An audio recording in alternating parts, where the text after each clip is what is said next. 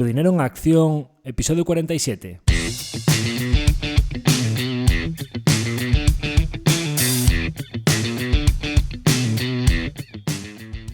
Hola, soy Javier Acción, asesor financiero independiente autorizado y registrado en la Comisión Nacional del Mercado de Valores con el número 149 y asesor del fondo de inversión Acción Global. Te doy la bienvenida a Tu dinero en acción, tu podcast de inversión, donde hablaremos de manera sencilla y cercana de conceptos, métodos y alternativas para rentabilizar tus ahorros. Si te planteas sacarle partido a tus ahorros o quieres descubrir qué opciones te interesan más, te invito a quedarte para aprender sobre finanzas con un lenguaje directo y sin tecnicismos. Si tienes alguna pregunta, duda o sugerencia, puedes contactar con nosotros utilizando las distintas vías que encontrarás en nuestra página web www.accioninversiones.com.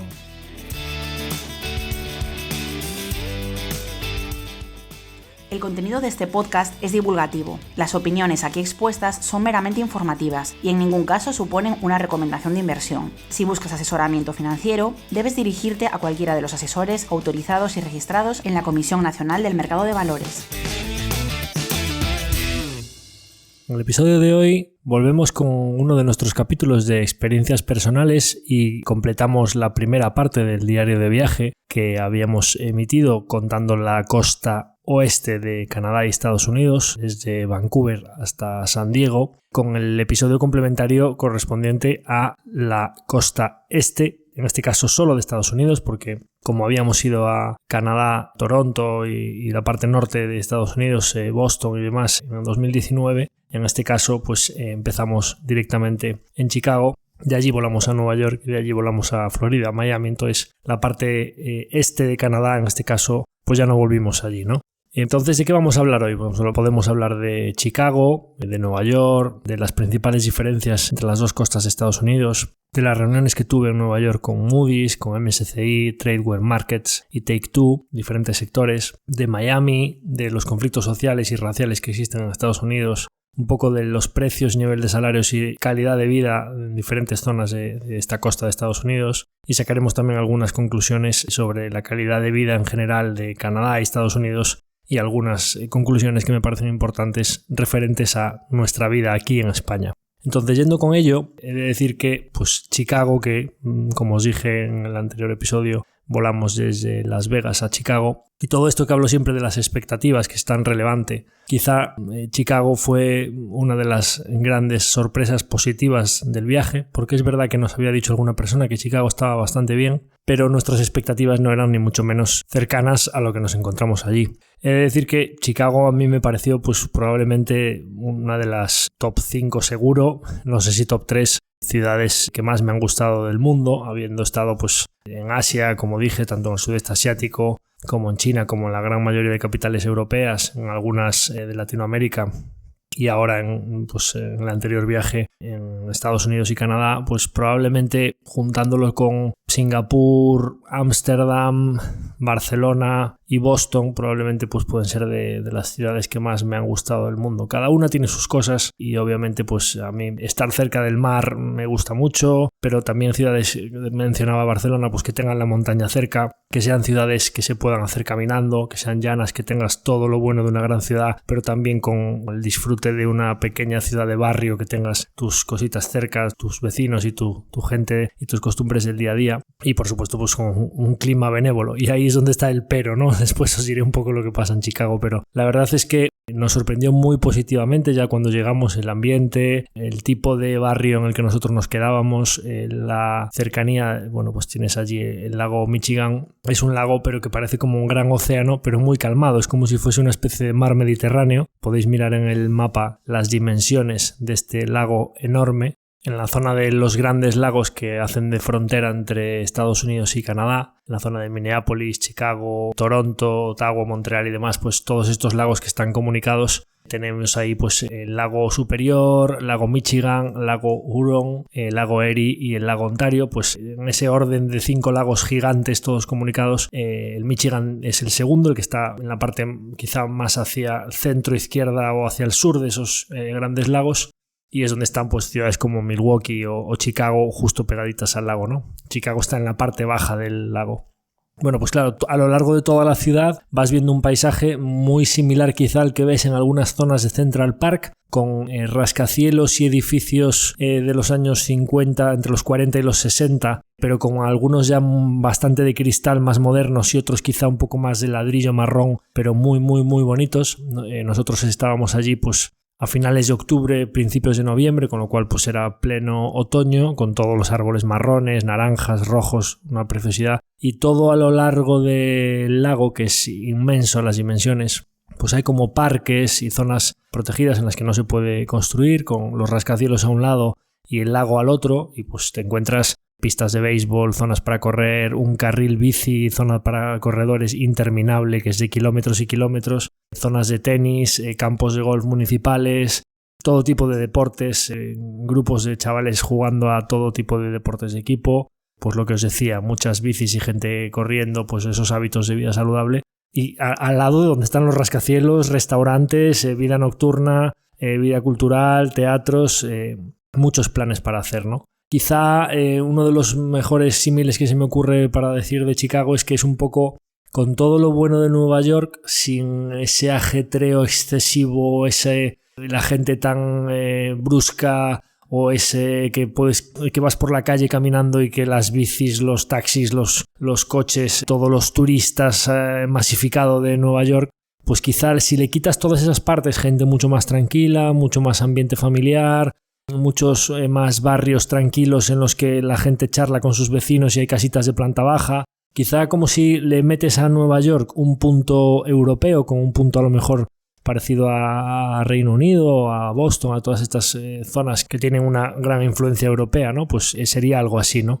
Vamos a poner aquí, entre comillas, uno de los pocos defectos que le encontramos a Chicago es que sus platos típicos no nos gustaron demasiado. O sea, la comida en general, sabéis que en Estados Unidos es bastante terrible. Pues Chicago no es una excepción, ¿no? Más allá de los macaroni cheese y las hamburguesas gigantes y demás, tienen un plato específico de allí típico que se llama la Deep Dish Pizza, que es como pizza de plato profundo que hay que hacer cola en unos restaurantes, que te sientas allí y tardan mucho en atenderte, que son Luz Pizza, Luz, Malnanis, y bueno, hay diferentes restaurantes así como americanos pero con raíces italianas. Y hacen un poco la pizza esta que es como de 4 dedos de grosor, que eso no hay Dios que se lo coma, que tiene una masa gordísima. A mí que me gustan las pizzas de masa finita, me pareció terrible eso. Pero bueno, es algo cultural que allí pues les gusta y demás, ¿no? Por todo lo demás nos pareció un sitio estupendo para vivir. De hecho, a nosotros nos coincidió allí Halloween y en el barrio en el que estábamos disfrazamos al niño, salimos por allí, todo eso típico de las películas americanas, ir de casita en casita pidiendo el trick or treat de los caramelos.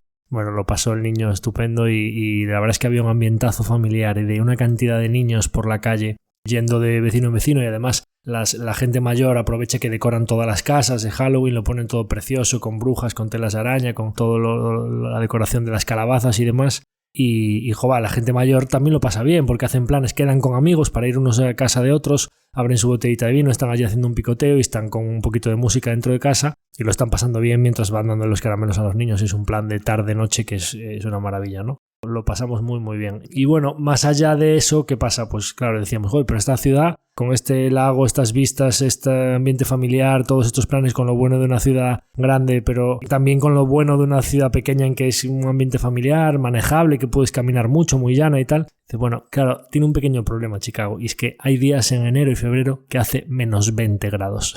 Claro, está muy al interior comparado con Nueva York, por ejemplo, que ya en Nueva York es un clima bastante extremo, verano o invierno, pues pones más o menos a la misma altura norte-sur que Nueva York, pero lo metes al interior, lo alejas del océano, que siempre es algo que te templa mucho las temperaturas, y lo metes en los lagos con la humedad de los lagos, pero con las temperaturas del invierno del interior, ¿no? O sea, terrible. Parece ser que hay varias semanas al año en invierno que no pueden salir de casa, que hay 20-30 centímetros de hielo en la carretera y que, vamos, que es vida bajo tierra durante varias semanas del invierno, ¿no? Entonces, claro, bueno, pues eso es un factor bastante limitante para una ciudad, ¿no? Pero vamos, en general nos gustó mucho. Después de Chicago nos fuimos a Nueva York, que contaros de Nueva York, probablemente todos vosotros hayáis estado allí, con lo cual me voy a ahorrar todas las circunstancias o las particularidades de esa ciudad. Pues a mí me encanta Central Park y cuando voy allí, pues ya cuando ya fuiste varias veces, ya no tienes un poco esa prisa de ir a hacer turismo, de ir a verlos, de subirte al Empire State y de ir a la Bolsa y de ir a Estatua de la Libertad en el ferry y tal, sino que ya un poco directamente pues disfrutas un poco de las partes que más te gustan de la ciudad y eso en mi caso pues es ir a correr por Central Park o estar allí relajados haciendo un picnic en el parque o simplemente paseando sin ninguna prisa por las diferentes calles que me gustan de la ciudad, ¿no? Quizá daros aquí un poco el toque de cómo está post-pandemia, porque es verdad que se vieron muchas imágenes de que Nueva York, pues con la pandemia y con mucha gente que se había marchado a teletrabajar y que incluso muchos escaparates de tiendas vallados o tapiados, que estaba como un poco cerrada, un poco ciudad fantasma, ¿no? Y es verdad que los restaurantes primero pues estaban completamente cerrados, luego solo podían atender a gente en las terrazas del exterior y no podían atender en el interior y bueno, pues todo eso ha ido evolucionando y la verdad es que nosotros ya lo vimos bastante como siempre es Nueva York, o sea, con mucho ambiente por la calle, los restaurantes funcionando a pleno rendimiento y quizá aquí sí que lo que vimos es bastante diferencia con respecto a la cuna tech o a lo que os contaba de San Francisco, en cuanto a que como en Nueva York hay muchas más empresas de servicios bancarios, financieros, aseguradoras y demás.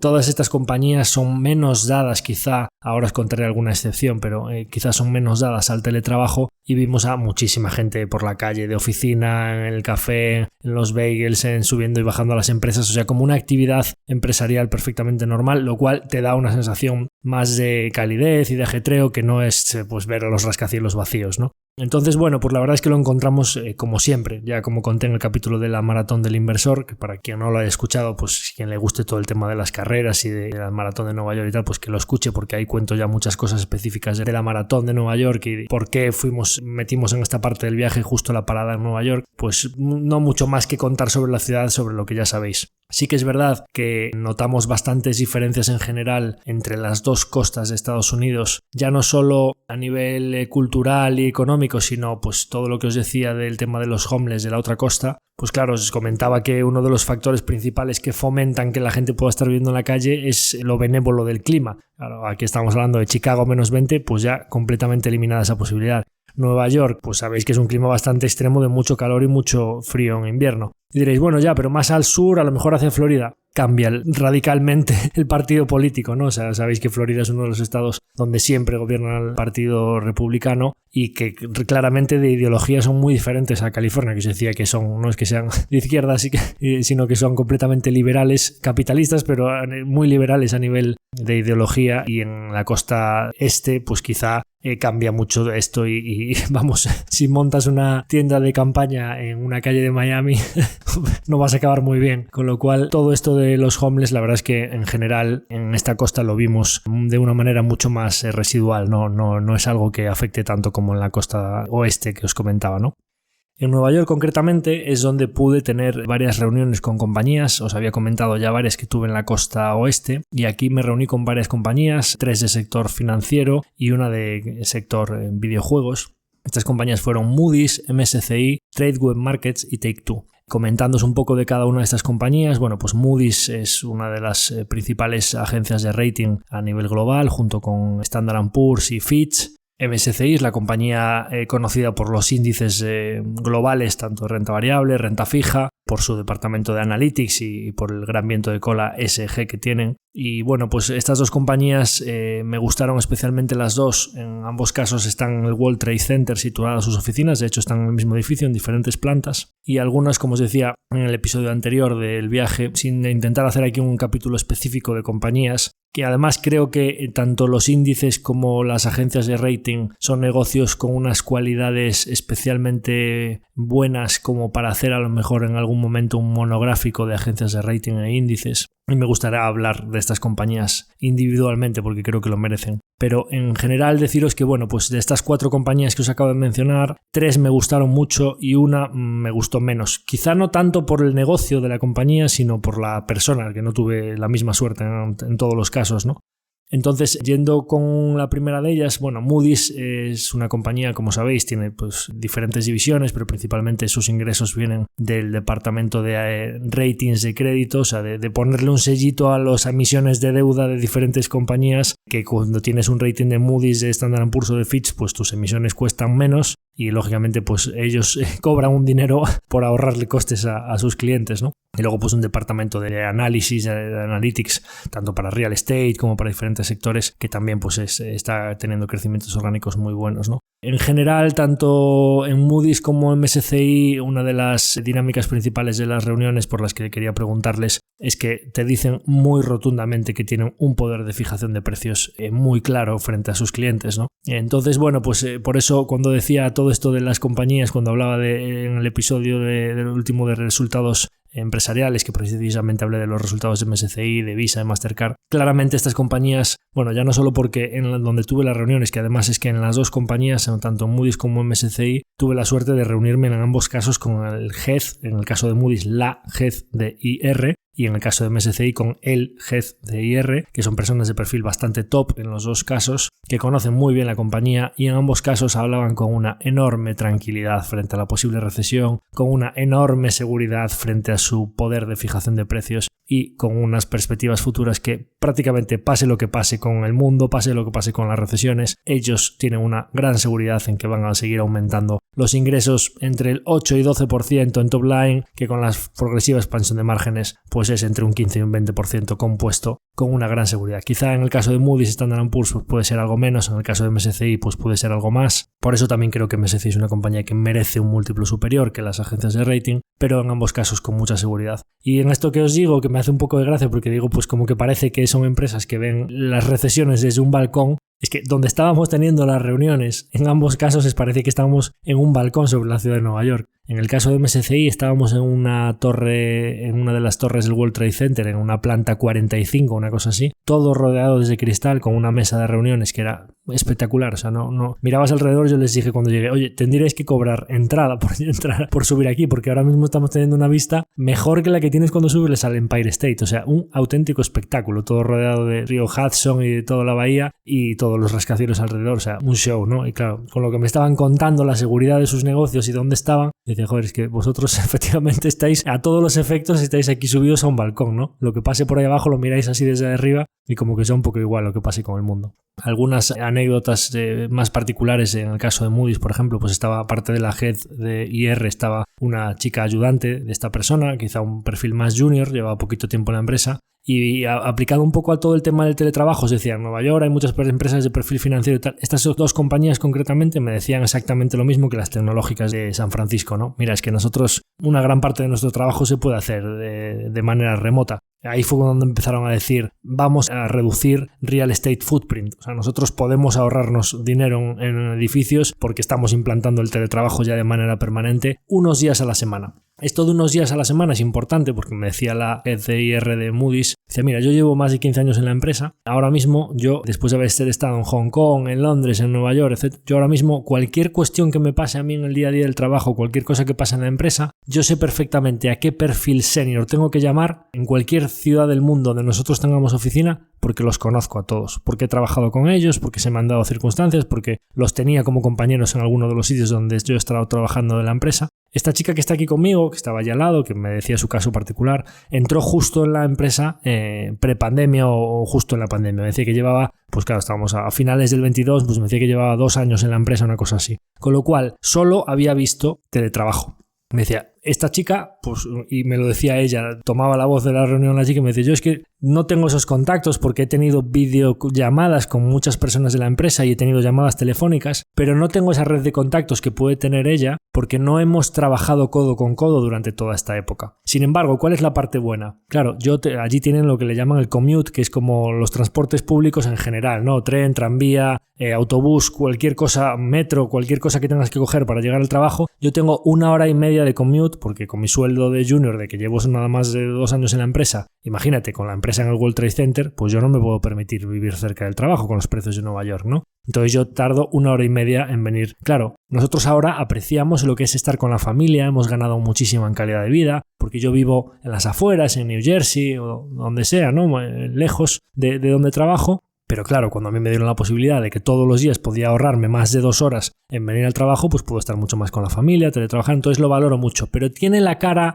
que todo tiene su escala de grises, ¿no? Su cara A y su cara B o su cara y cruz, de que lógicamente pues a nivel de colaborar, de contactos profesionales, de la gente que conozco, Creemos firmemente que el teletrabajo va a ser una parte de nuestro día a día, pero que hay que mantener una presencia física en la que colabores, que estés cara a cara, que no montas una reunión, vas allí a la mesa del otro, lo hablas. No es tan fácil que todas las cosas y todos los problemas se arreglen teletrabajando 100%. Con lo cual parece que, por estos comentarios que me hacen, un escenario híbrido, un escenario quizá mixto en el que se pueda teletrabajar algunos días, pero que se mantenga una presencia física más pequeña, parece que es lo que tiende a funcionar, ¿no? Entonces, bueno, pues estas dos compañías la verdad es que me gustaron mucho, todo lo que me hablaron del pricing power, de los vientos de cola que tienen en la parte de ESG, en el caso de MSCI la parte de índices, de una tendencia cada vez más hacia la indexación, toda la parte de analytics, porque como tienen tanta cantidad de datos, el propio análisis de los datos y tener un servicio de suscripción recurrente para facilitar la toma de decisiones a sus clientes que subcontratan en ellos el análisis de los datos a nivel de real estate, a nivel de adquisición de empresas, a nivel de ratings,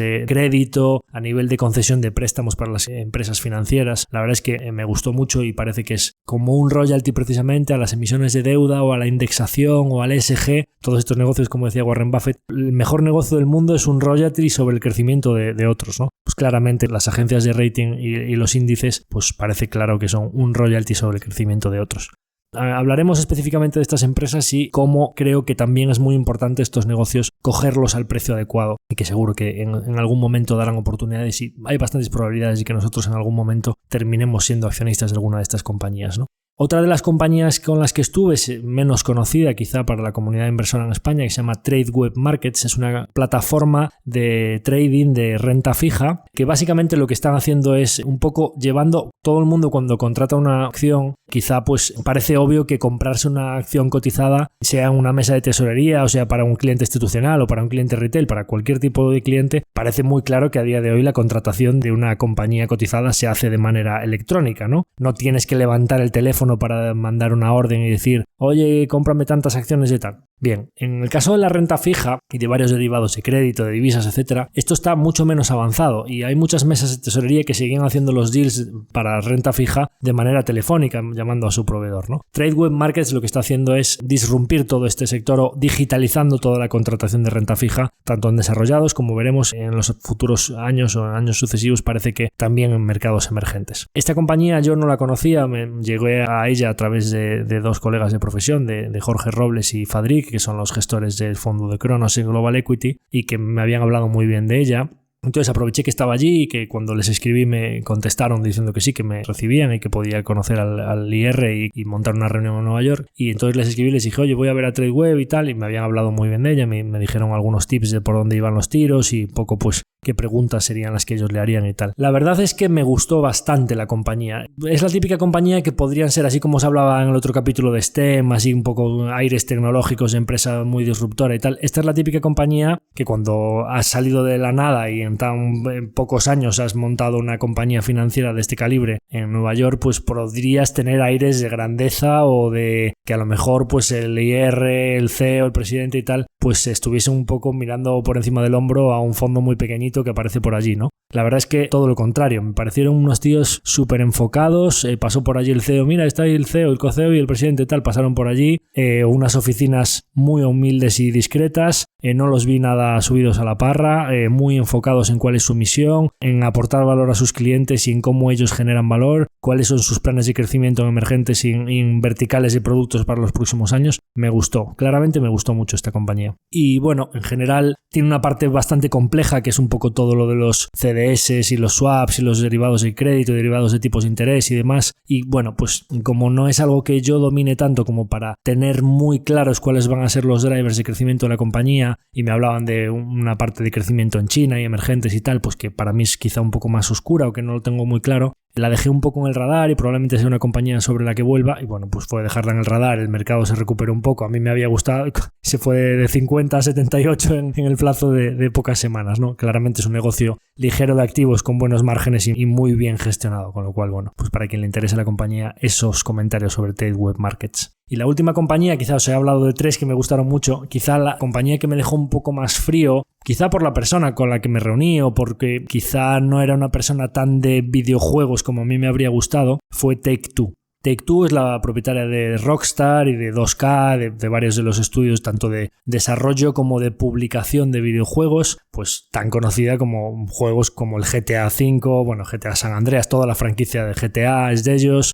Éxitos más recientes como el Red Dead Redemption 2, pues juegos también de mundo abierto, de vaqueros, de disparos y demás. Bueno, pues juegos con mucho éxito que aparte pues tienen todo lo que es NBA 2K Live, todo el de lucha libre. Recientemente se adquirieron Zynga, con lo cual tienen muchos juegos también de móviles y demás, ¿no? O sea, digamos que uno de los estudios de videojuegos más conocidos o más grandes o con más franquicias de juegos de todo Estados Unidos. Y en conclusión, pues mundiales.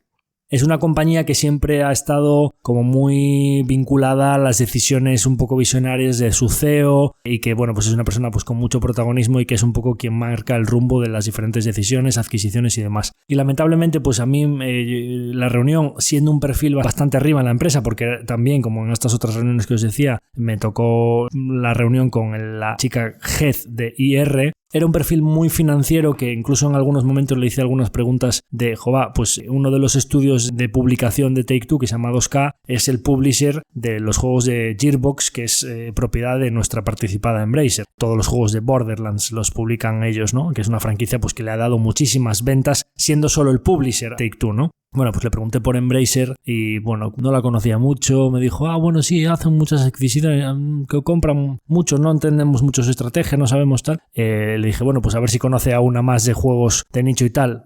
Paradox Interactive, ¿tienes? No conozco Paradox tal. Bueno, entiendo que para una compañía americana, pues las suecas, lógicamente, pues le pilla un poco lejos. Pero si fuese alguien que conociese el sector, como mínimo Embracer la tienes que conocer bien cuando es tu socio en uno de los juegos principales que publicas, ¿no? La verdad es que la tía no tenía mucha idea. Le pregunté en varios casos por la situación del sector. La verdad es que sí que me transmitió que el sector estaba teniendo unos orgánicos bastante más moderados o incluso negativos que en los años anteriores y que, bueno, pues la situación macro, el consumo discrecional, pero bueno, que pensaban que era algo pasajero y tal.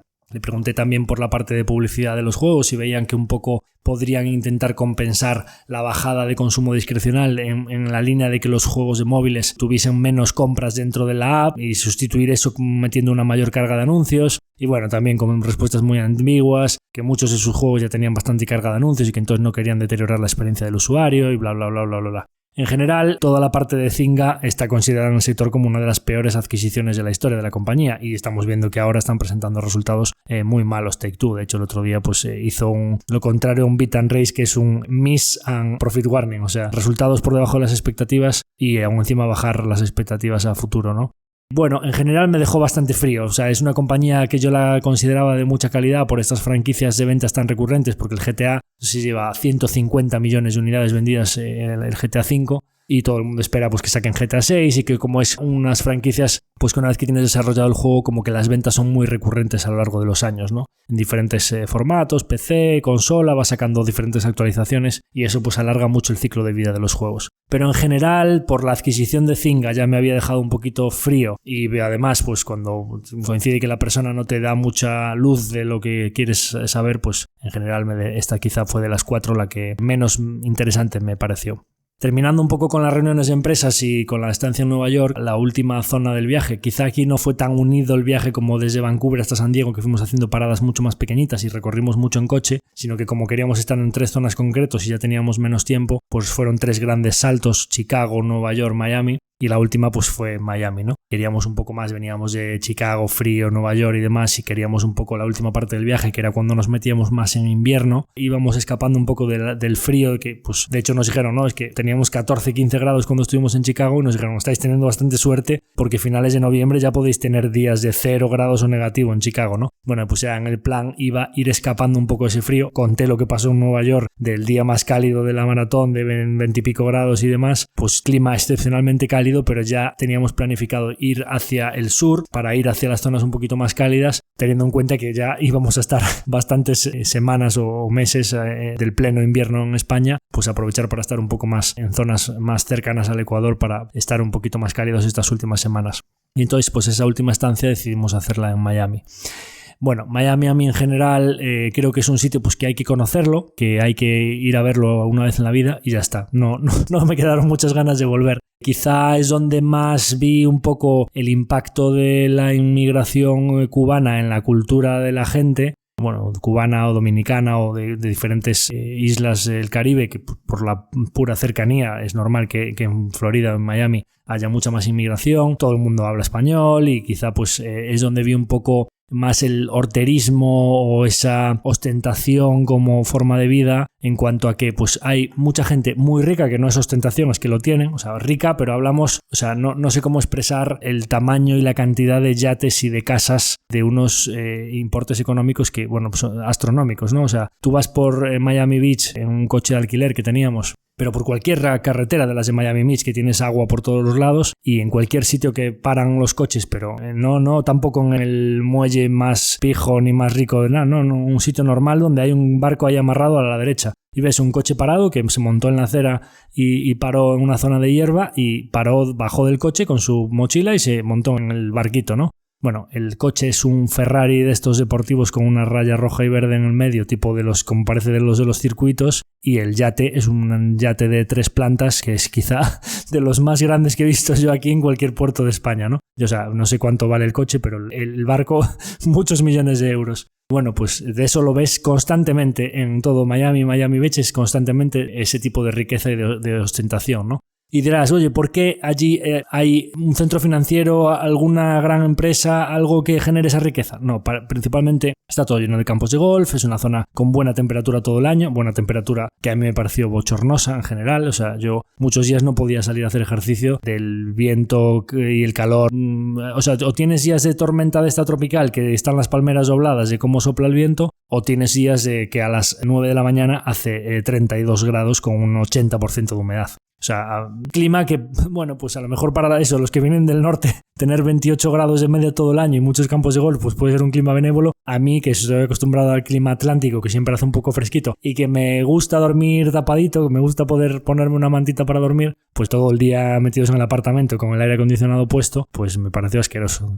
Dicho así, sin pelos en la lengua, me pareció un clima que para mí no me gusta nada, ¿no? En general, todo este tema de la ostentación, de los coches deportivos, de los clubs nocturnos, de los restaurantes carísimos, de los yates y de las casas, como ya dije en algún capítulo, a mí no me gusta nada. O sea, no es que no me guste, es que es un ambiente en el que, bueno, sí, lo veo las casas y tal, pero no me aporta gran cosa. O sea, me gusta más lo que os decía, un barrio con el que puedas charlar con los vecinos y que la gente vaya caminando a los sitios y demás, y deporte, no, pero sí, deporte, o sea, la gente muy arreglada y mucha operación estética, mucha silicona, mucha ropa de marca y muchas historias, pero no sé, más de andar por casa, me gusta algo más natural y quizá pues más del día a día y llevadero, no tan ese deportivo, reloj de oro y operación de silicona, ¿no? Entonces, bueno, pues en general está bien para ir, fuimos al barrio cubano, a Little Havana, me gustó bastante Little Havana, como ya que no pudimos ir a Cuba, pues me gustó bastante pues ver allí, sí que es un poco más puesto así para los turistas, pero sí que ves algunos sitios donde bailan y los puros y tal, y comida bastante auténtica y especialmente barato me pareció Little Havana para comer, comimos a precios de los que comes en cualquier bar de menú del día aquí en España, ¿no?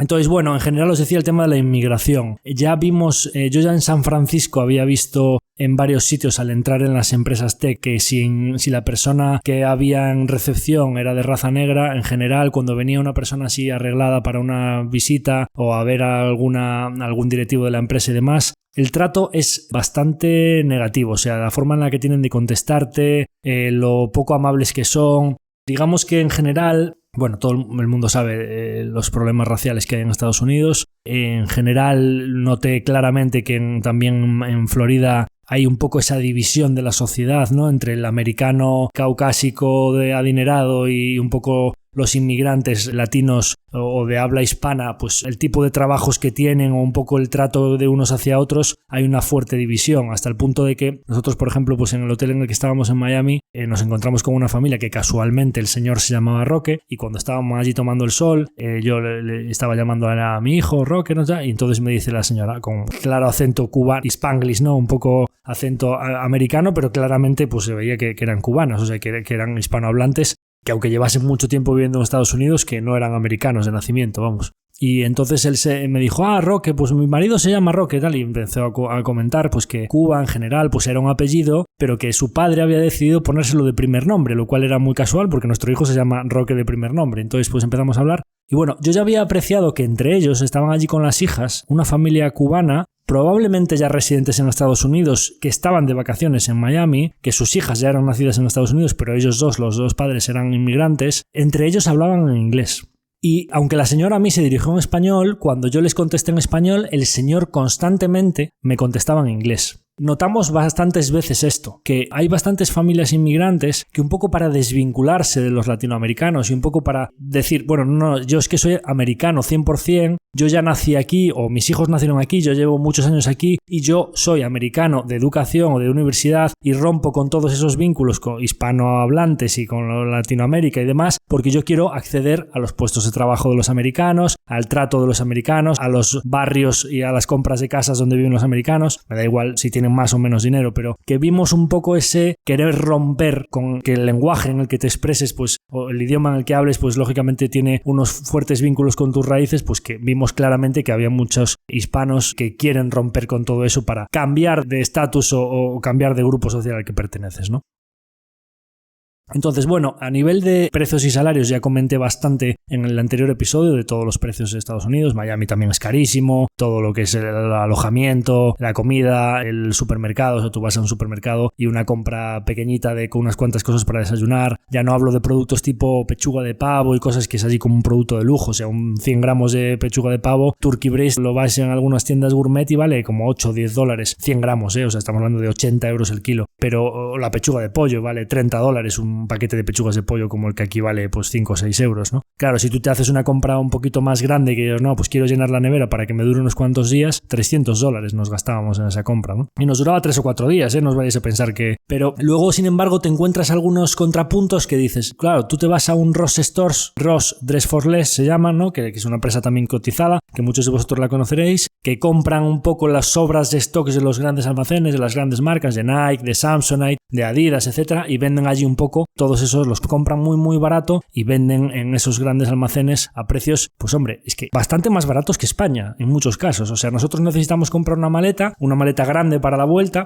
porque volvíamos con más cosas de las que habíamos ido, lógicamente pues salir cogiendo cosas para el niño que necesitábamos y demás. Y oye, vosotros sabéis, cuando buscas una maleta de buena calidad para que no se te rompan el primer viaje y buscas una marca, sea Samsonite, una marca que sea, las maletas grandes de buena calidad suelen ser caras. O sea, un juego de maletas de dimensiones importantes, o la maleta más grande igual te vale 250, 300 euros. Y las medianas te pueden valer 100, 150, 200. Bueno, pues la más grande de Samsonite en un Ross Store de estos de Dress for Less, 80 dólares, 90 dólares. O la mediana, 50 o 60. Cinturones de Nike de cuero, 14 dólares. Mochilas de Vans o de North Face y demás, 9 dólares, 12 dólares. O sea, precios, os estoy hablando, muchísimo más bajos de lo que encuentras en España, ¿no? Entonces hay un poco, digamos, ese contrapunto o ese polo opuesto de que, pues ya no digo el alcohol, o sea, como te sientes una cerveza en cualquier bar de las dos costas, te vale 12 dólares. Más los tips, más no sé cuántos, o sea, tú a sentar una cerveza con una tapa como haces aquí, te gastas 20 y pico dólares, ¿no? Un café en cualquier Starbucks vale 8 o 9 dólares. Y sin embargo, pues oye, cuando tú vas por ahí y dices, oye, pues si me paro en una gasolinera en un pueblo de mala muerte porque de carretera, pues un café te valdrá menos. Es que por eso Starbucks se expandió como la mala hierba, porque tú te paras en una gasolinera de cualquier sitio de Estados Unidos de mala muerte, que pares que dices, bueno, es que un café no te puede valer mucho más de 1 o 2 dólares aquí. Y tienen los grifos esos de los termos, que es como agua manchada, que es asqueroso, eso no es ni café, o sea, tienes que echarle no sé cuántas cucharadas de azúcar para poderlo tragar, que es agua sucia, y te ponen allí los grifos esos que te los sirves en los tal, te cobran 3,50 por un café de esos. O sea, normal que la gente coge por un café de barista o de un café de una buena cafetera expreso y tal, pague 8 dólares, porque la diferencia frente al agua sucia por 3,50, pues lógicamente te compensa, ¿no? Pero bueno, luego también, como en Nueva York estábamos de visita en casa de unos amigos, pues les preguntábamos, ¿no? Pues uno de ellos es abogado, otra de ellas trabaja en una consultora grande y demás, y nos decían, oye, una de las preguntas que salía en una cena, todo esto compensa, o sea, realmente este nivel de precios en los que, oye, un apartamento que en Madrid vale 1.000 euros, 1.200 euros, de 1 a 2 habitaciones, bien situado, pero tampoco una mansión, o sea, un buen apartamento en el que vivir, una pequeñita familia, una pareja, que puede valer en Madrid a lo mejor pues 1.200, si te vas a un sitio un poco más tal, pues pues 1.500 o... Es que vale $6.000 eso, 6.500, 7.000, depende del sitio. O sea, por debajo de 5.000 no encuentran absolutamente nada. Como te quieras ir un poquito allí cerca del parque y tal, 7.000, 8.000 $. Ya no hablo de una casa grande que tengas acceso directo a la vivienda con garaje y no sé cuánto. Eso estamos hablando ya de 10.000, 12.000 $ para arriba al mes, ¿no? Pero ya no solo es cuestión de la vivienda, sino que todo lo que nos encontrábamos en el día a día, los precios desde un café, la compra en el supermercado, depende de qué. Desde la alimentación hasta la vivienda, pues entre 2 y 3 hasta 5 o 6 veces más que en España. Entonces la pregunta que les hacíamos era, oye, ¿y esto compensa? O sea, ¿realmente tú para tener calidad de vida en Estados Unidos, concretamente en este caso en Nueva York, cuánto dinero tienes que ganar? Es decir, ¿los salarios realmente son parejos a este nivel de precios que a ti te permite vivir bien? Nos decían, sí, rotundamente, claramente compensa. Para que os hagáis una idea, nos decían, pues en un despacho de los top 5 despachos de abogados de España, un junior entra cobrando pues 30.000 € al año, más o menos, más variable. Ese mismo puesto en un despacho equivalente aquí en Nueva York son 150.000. Un junior entra con 150.000 más variable. Es exactamente 5 veces más que en España. Y os decía que hay algunas cosas como la vivienda que sí que cuestan 5 veces más y a muchas de estas personas, sobre todo si son expatriados, les pagan la vivienda, les pagan gastos fijos. ¿Cómo no van a pagarte 5 veces más? La guardería del niño vale $3.200 al mes. Un seguro médico para toda la familia, incluyendo al niño, vale $20.000 al año. Es que es todo así. El piso 6.000, pues que el piso 6.000 por 12 son $72.000 al año, ¿no? Claro, ¿cómo no va a ganar cada uno de los trabajadores de la casa 150.000, 200.000 para arriba? Si no, imaginaros, ¿no? Entonces, decía, claramente compensa. Primero porque en su caso particular, pues eran de los afortunados que muchos de estos gastos fijos se los cubría la empresa. Pero segundo porque además es que si unas cosas te cuestan 2 veces más y otras hasta 5, claro, si tu salario es por 5, pues claramente incluso ellos decían que podían vivir razonablemente bien en una zona residencial y demás, incluso pues ahorrar dinero, ¿no? Entonces, bueno, en cuanto al tema de la calidad de vida, lo voy a vincular un poco con las conclusiones que os decía sobre España, ¿no? Ya hago un poco un mix de toda esta primera etapa de Norteamérica, Canadá y las dos costas. Habiendo estado, no en esta parte del viaje, pero en 2019 en Boston, Toronto, Montreal, ahora en Vancouver, San Francisco, Nueva York, Chicago, San Diego, y os he dicho que muy concretamente en algunos sitios diría, oye, cojo con pinzas, Vancouver nos encantó, San Diego nos encantó, Chicago nos encantó. Ya son zonas muy concretas en las que se dan las circunstancias en las que yo digo, no, es que yo aquí podría vivir. Pero es que además coges y Vancouver a lo mejor ya está un poco metido al norte y Chicago, yo digo que hace menos 20, quizá a lo mejor el clima ya no es tan benévolo, quizá de los únicos que rinde, o sea que tiene todos los puntos que a mí me gustan y que además tiene el clima, quizá la que se salvaría sería San Diego. Bien, estamos hablando de los sitios con un mejor nivel de vida, con mejores universidades, con un nivel quizá de sitios de los más desarrollados del mundo y que con pinzas salvas unos cuantos. Si nos vamos a Europa puede suceder lo mismo, hay unas cuantas ciudades en Europa, quizá hacia el sur, sin meterte mucho en el norte para que no sea demasiado invierno, lo que os comentaba de Barcelona, Madrid, lo que os comento yo siempre de la calidad de vida del norte de España, Bilbao, San Sebastián, algunas zonas de Galicia como Coruña, que a mí pues después de haber vivido en diferentes sitios pues me gusta mucho, a lo mejor en algunos sitios muy concretos de Asia, Japón, vale, ya por supuesto pues vamos a eliminar, si metemos todo el tema sanitario, de seguridad, de aguas residuales, posibles enfermedades, bacterias o temas digestivos y demás, eliminamos gran parte de Latinoamérica, gran parte de África, muchas zonas del sudeste asiático. Si nos vamos muy hacia el norte, eliminamos completamente todo de un punto hacia arriba en el que el invierno pues es insufrible. Podríamos salvar algunas zonas de Australia. ¿Qué quiero deciros con todo esto? En general, lo que nos encontramos en sitios tan avanzados y tan desarrollados como Estados Unidos y Canadá es que en muy pocos sitios se vive como vivimos en España. En muy pocos sitios tienes un mix con una enorme seguridad, con un clima, con un nivel de precios, con una calidad de vida, con un bienestar social como el que tenemos en España. ¿Por qué no nos lo queremos más? ¿Por qué no exportamos nuestra felicidad o nuestra calidad de vida al exterior? ¿Por qué cuando buscas aceite de oliva en una estantería de California o de Nueva York no encuentras aceite español cuando somos el país que más aceite de oliva vende del mundo? ¿Por qué no está ahí el marketing vendiendo nuestro producto? ¿Por qué hay más vinos chilenos, franceses o australianos que vino de Rioja o Ribera de Duero? ¿Por qué no convertimos nuestras bondades, nuestra industria, nuestra calidad de vida, nuestra industria, turismo? ¿O por qué no nos vendemos mucho mejor? ¿O por qué nosotros mismos no nos creemos que a nivel de infraestructuras, llegas a Barajas, coges el AVE a Málaga o el AVE a Barcelona o te coges un avión a Coruña o llegas a Bilbao o te mueves por toda la península, unas infraestructuras modernas, gracias por supuesto a haber entrado en la Unión Europea, Calidad de vida, es que los precios, os decía, una caña de $12. Pero sí, la gente habla de la inflación en Madrid. Yo hace poquito estuve en Madrid en la reunión anual del fondo y pues un poco por añoranza de aquellos años entre 2006 y 2013 que estuve trabajando en Madrid, pues fui a los sitios de al lado de la Castellana donde yo trabajaba, y hay un sitio allí justo en Castellana 7, yo trabajaba en el antiguo edificio de Banesto, que te metes por las calles hacia atrás, hacia lo que es Montesquinza, Zurbano y todas estas calles que están por ahí detrás, y son realmente zonas muy caras de Madrid, porque es donde están todos los ministerios, las embajadas, y fui a tomar un café con Nildes, mi gran compañera que me ayuda en todo esto, y dije, oye, Nildes, mira, vamos a tomar un café aquí, que es donde yo tomaba el café todos los días cuando estaba en el banco. Joder, es que no han cambiado los precios hablamos 2006, estamos en 2023, ¿os dais cuenta que han pasado 17 años? Nos sentamos a tomar allí un café con una media, lo que le llaman la media o la entera en Madrid, pues las barritas estas con tomate y tal. Joder, mi café, o sea, con una barrita con tomate y jamón, me cobraron $2.80 por ella. Ella que no lo tomó con jamón, que tomó solo la media de tomate, le cobraron $2.60. O sea, por 5 euros desayunamos los dos con sus barritas, con su tomate y su tal. Es verdad que es un sitio del día a día donde baja mucha gente de bancos y que tienen que tener un precio del desayuno para que la gente por 2 euros y pico desayune, porque si no, no van todos los días a desayunar allí. Pero da igual, estamos hablando de un café con leche y una barrita con tomate y jamón por 2 euros y pico. ¿Entendéis? Después, ese mismo día, yo tenía la charla al día siguiente, fui a correr por el Retiro, una maravilla, correr por el Retiro es una preciosidad, y a continuación dije, bueno, pues ahora un poco de hidratos después de comer. Fui por allí por la zona del Madrid de los Austrias, por allí por la detrás de donde está Paseo de Recoletos, pues las paralelas hacia arriba, ¿no? Y pues busqué un sitio de pizzas napolitanas. Oye, pues una pizza napolitana de horno de leña me cobraron 12 euros por ella, y un plato de pasta, otros 12 por 20 y pico euros, me llevé una pedazo de cena que, imaginaros, para mí solo pues me sobró de todo, ¿no? 12 euros una pizza, 2,50 un desayuno, y el sábado al terminar la reunión digo, oye, pues voy un poquito justo para, en vez de irme en metro, que por 5 euros te plantas en metro de Madrid, o sea, la maravilla más absoluta, llegas al aeropuerto por 1 euro y pico, creo que el abono transporte es el bono 10, creo que es 1,50 €, 1,60 €, me parece que te vale cada viaje. Dije, bueno, pues por no ir justo voy a buscar un Uber. Es verdad que no era hora punta, pero había mucha disponibilidad. En 2 minutos tenía el Uber allí para ir al aeropuerto. 16 euros me cobró por ir el Uber. O sea, con 16 euros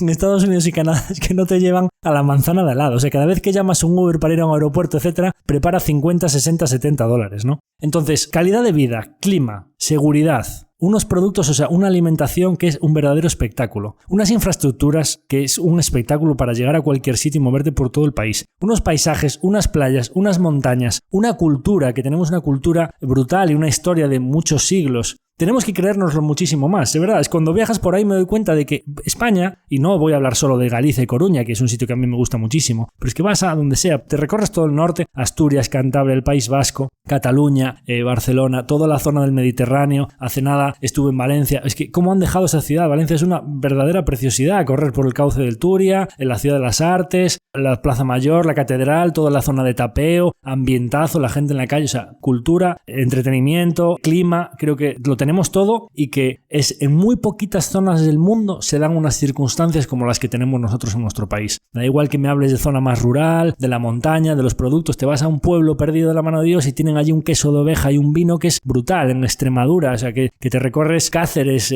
Trujillo, Badajoz, vas a cualquier sitio de estos y comes, que es un espectáculo. Ya no hablo de Andalucía, las playas de Andalucía, da igual Tarifa, el puerto de Santa María, todo lo de la Tuna, el Madraba, o sea, es un espectáculo, ¿no? Entonces, en general, creo que tenemos que creérnoslo muchísimo más, porque todo lo de San Francisco, todo lo de Nueva York, todo lo de que te venden allí como su deep dish pizza y su no sé qué, y sus partidos de baloncesto y sus realmente lo que hacen, igual que los franceses con el vino y los italianos con el aceite, es que tenemos que vendernos mejor, tenemos que y eso empieza porque nos lo creamos nosotros. Cuando nosotros no lo hayamos creído y sepamos y somos conscientes, porque además no es vender una castaña con un buen envoltorio, no, es que lo que nosotros tenemos que vender y que exportar es muy muy bueno. Cuando crees que realmente tienes algo muy bueno que exportar, es cuando realmente puedes creértelo y venderlo mucho mejor al resto del mundo. Pero eso empieza porque nos lo creamos nosotros. Con este mensaje es con el que voy a terminar este episodio. Espero que os haya gustado el diario de viaje 1 y el diario de viaje 2 por toda la costa primero oeste y ahora la costa este de Canadá y Estados Unidos. Y así que, bueno, pues si os ha gustado todo este episodio y este relato en primera persona, os agradezco que lo compartáis con vuestra gente cercana, que nos sigáis apoyando en ese objetivo que tenemos de las 5 estrellas en Spotify. Y nada más, me despido de todos vosotros. Hasta la próxima semana. Un abrazo a todos.